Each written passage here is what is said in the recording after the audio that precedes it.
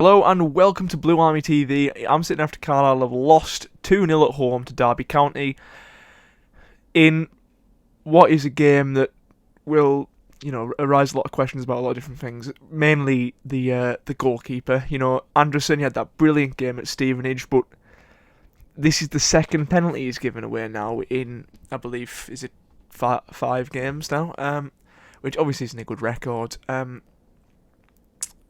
And yeah, people made excuses for the first one at Port Vale. I remember making excuses. It was an awful throw-in by Mellish, but this one at home to Derby, you can't really blame anyone but himself. Maybe you could blame the lack of communication between him and his back line. I don't know, but it's an absolute howler, and it's a game that we'll probably feel a bit unlucky to not have gotten anything from, because I think for large parts of that game we were the better team. I remember looking at half-time, we had 50% of the possession, which is the first time I've seen us anywhere near that this season. I've made my views known about how possession doesn't really mean much, but I think we controlled that game for large part, especially in the first half. The second half wasn't as good, but we created chances, we did, and we hit the woodwork twice.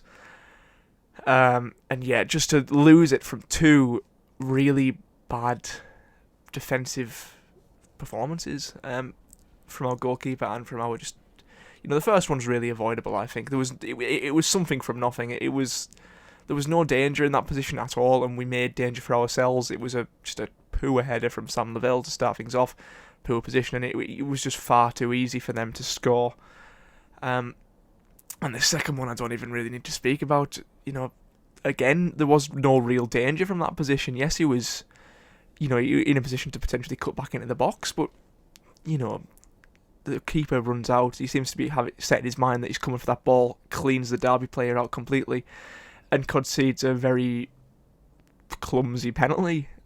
And it's a shame, because he'd done nothing wrong all that game. And look, to be perfectly honest, people are talking about putting Thomas Hawley back in. I don't think we can be in a position where we just keep swapping our goalkeepers when one makes a mistake, because just go and watch Ben Foster's podcast. He talks about it the best way. If you're in a position where any mistake can see you drop from the team, both keepers are going to perform at a much lower level because they're constantly on edge. Goalkeeping, in his words, is a game of mentality.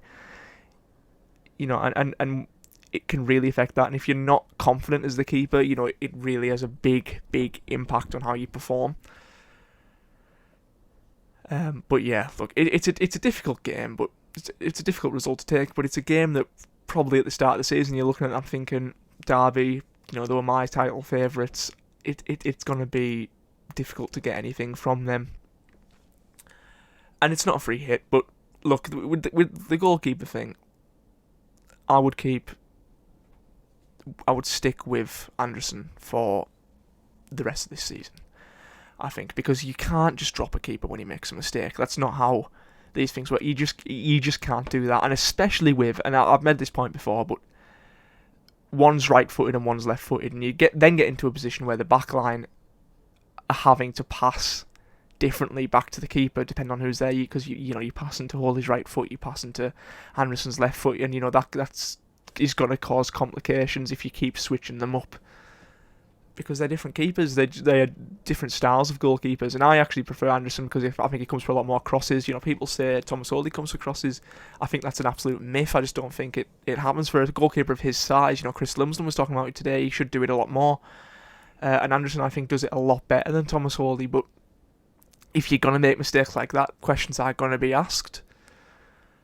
And it's a difficult one today because, look, I don't think I'd change anything from the lineup. I think ultimately we were probably the better team. The better team probably lost on the day. And Derby will probably feel lucky to come away from that with 3 points.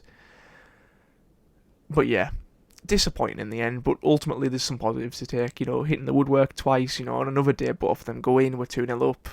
Happy days. But yeah, we just need to start getting some points, because I was speaking about this with some people after the game yesterday.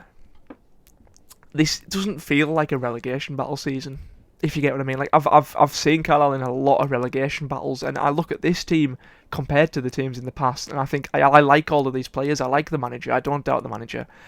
I like the players, and I actually really enjoy going to games every week. It doesn't feel like a relegation battle like it has in the past, because, you know, I still think this team's very together. I still think this team fights for the badge, and I think everything will work out in the end because I believe in the manager, I believe in the players, and I think that is the general consensus amongst Carlisle fans, especially with the added positivity of the Piatex, who were in the fan zone today.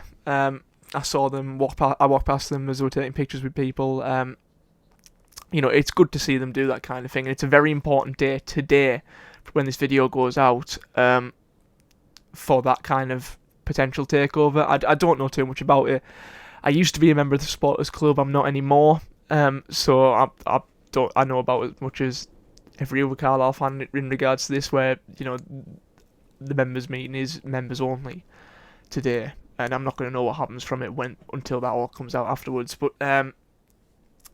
yeah, it's a weird one today because yes, it was a defeat, but look, there's a lot of positives to take that I think we have to take from it. And another point I want to end on is maybe not the most positive in the world.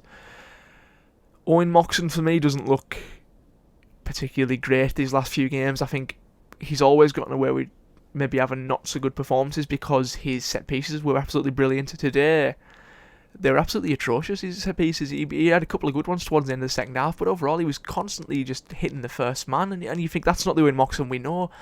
Plus a lot of misplaced passes in the midfield. He has them moments of quality, like he hit a few long field passes that, you know, you just think, wow, that's the quality he's got. But I would potentially consider resting him next week because, look, he's played every single game for pretty much all of last season and now every single game this season. He hasn't been taken off once. He's played every 90 minutes. Yes, he hasn't played in the Papa John's Trophy, but I'd rather not even mention that. But yeah, I just think he needs a rest. I think he looks tired, and I would potentially maybe not drop him to the bench, but take him off after 60 minutes next week because he's played every game for a long, long time now. And I think he does need a potential break to maybe get himself back to his best. But yeah, I'm going to leave it there. Thank you for watching. Please like the video and subscribe to the channel. I've got a new podcast up at the minute called Denny's Pod. I'll try and leave a link to that in the description if I can figure out how to do that. But yeah, please go and check that out. It's a new channel, a new podcast. This week's guest was Liam Barton, who is on the Blue Army podcast with me. And next week we'll be revealing it now. The News and Stars is John Coleman. So yeah, that's something to look forward to. That'll be coming out next Wednesday. But yeah, thank you for watching. Please like the video, subscribe to the channel, and in a bit.